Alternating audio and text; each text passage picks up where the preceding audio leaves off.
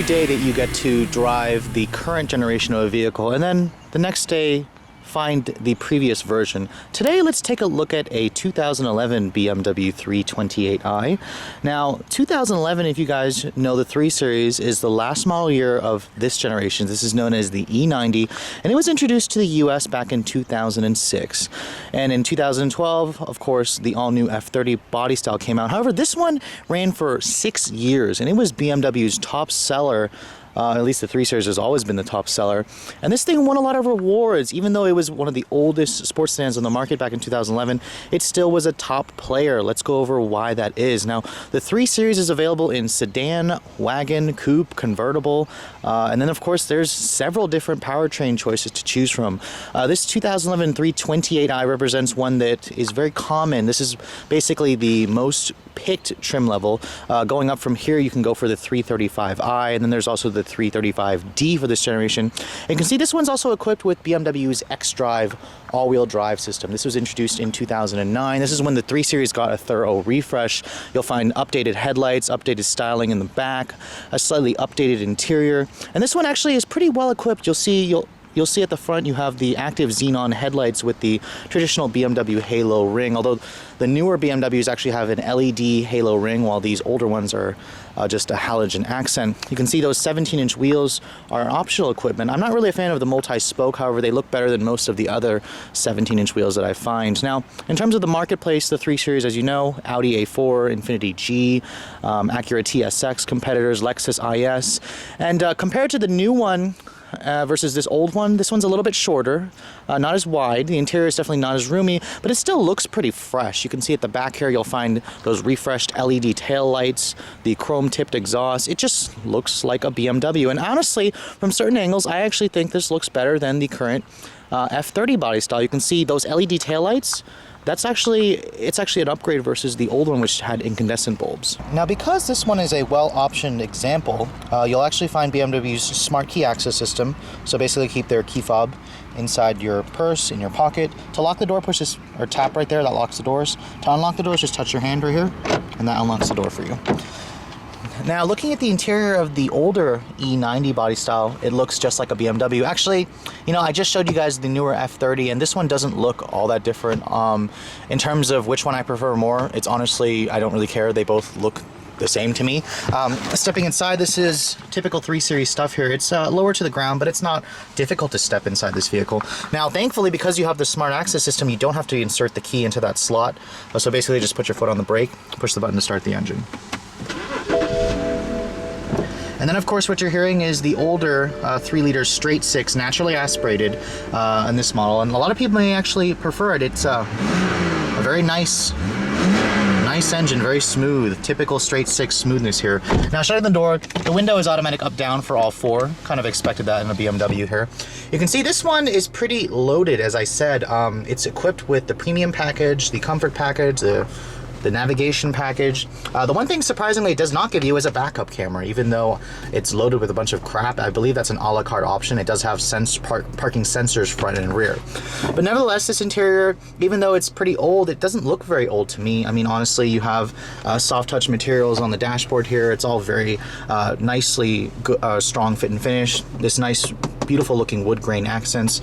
Typical BMW cup holders here that really only hold small cups. It's even soft touch down here. Looking at the glove compartment, it's a pretty small size actually, but it's lined with felt and it's damped. Now the gauges, typical BMW gauges here with the orange illumination, the black dials with the white face. The steering in this vehicle is a hydraulic power steering system, so it's very heavy and it offers really good feel. The door panel, same soft touch materials with an aluminum door handle here, leather stitching right here. It's all very elegantly well done interior. Now, let's cut to the infotainment system here. This is BMW's newer iDrive system, controlled via this controller knob. It's very similar to what they use in their current products.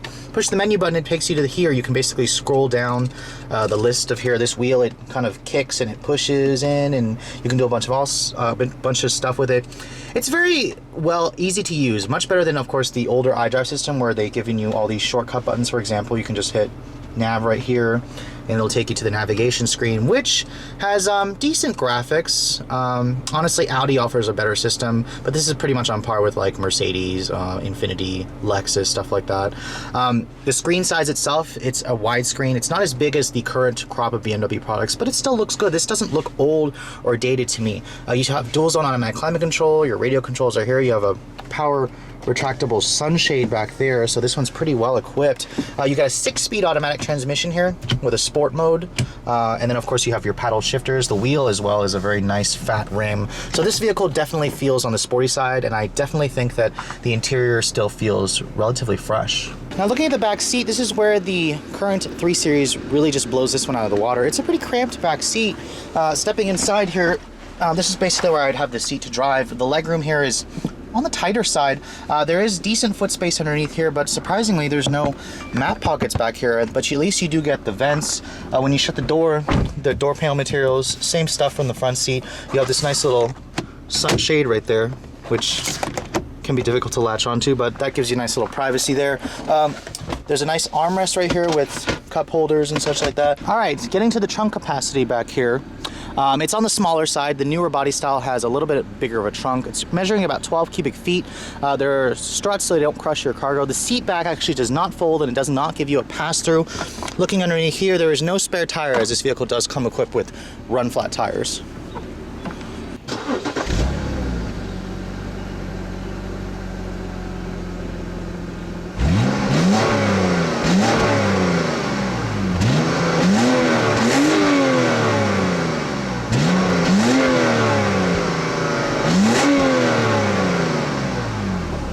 So looking under the hood, this is where the BMW purist will be satisfied, because you'll find a naturally aspirated 3-liter straight 6. This is what BMW is known for.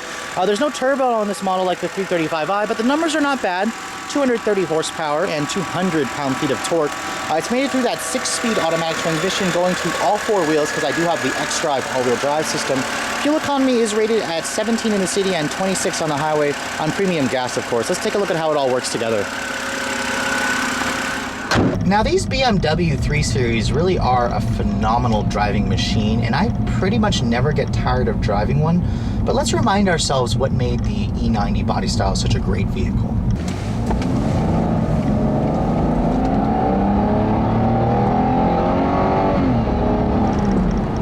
And initial impressions are, compared to the F30 that I just drove, this one definitely doesn't feel as potent, but that's not to say that it feels slow. It just feels a little bit more controllable. It's quick, but it's not gonna like make you giddy like the Turbo 4 sure did.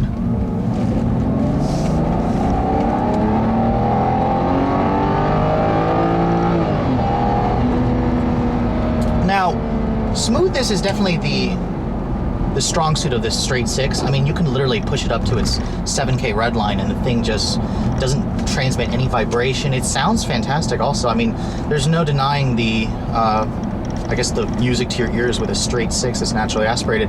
Now, of course, compared to, you know, overall grunt, the Turbo 4 that's in the new F30 definitely is a lot faster, mainly because it's got 55 more pound-feet of torque, and you feel that huge difference. But even with the all-wheel drive system, this is about a 3,600 pound vehicle, so curb weight's about, or 0 to 60 times are around 7 seconds-ish. It's a pretty fast vehicle.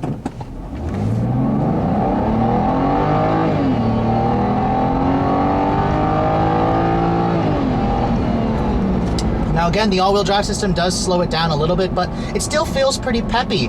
If you guys go for the rear drive model or for the 6-speed manual transmission, you'll probably save about a half second off. Now the steering feel is definitely where this car's the winner, and it is just really nicely weighted. It gives you a ton of feedback. Going around this corner right here, the car is just incredibly balanced, typical of a BMW, and the steering just gives you a lot of feedback. This is just a really fun vehicle to drive. So I gotta say, in the corners, in terms of steering feel, the E90 is definitely superior to the current F30.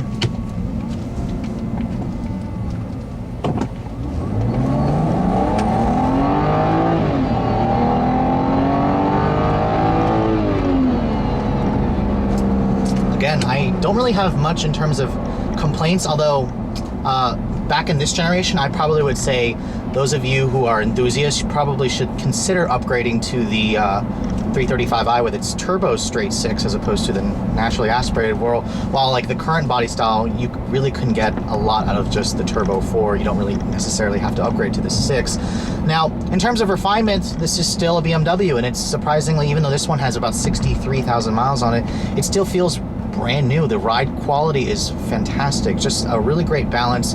Compared to the current body style, it feels about the same, honestly. Quietness is also really good as well. This is a very hushed luxury sedan, but it's also a sports sedan at the same time. Visibility is also great in this vehicle, although the mirrors are a tad on the small side, but I mean, overall, this thing is just phenomenal. It's a really well-balanced, well-done sports sedan, and even though this is an 11 and it's 6 years old, it feels relatively new still. I mean, compared to back in 2011, compared to like the Lexus IS or the Infiniti G, the Acura TL or TSX, this car still feels really, really new.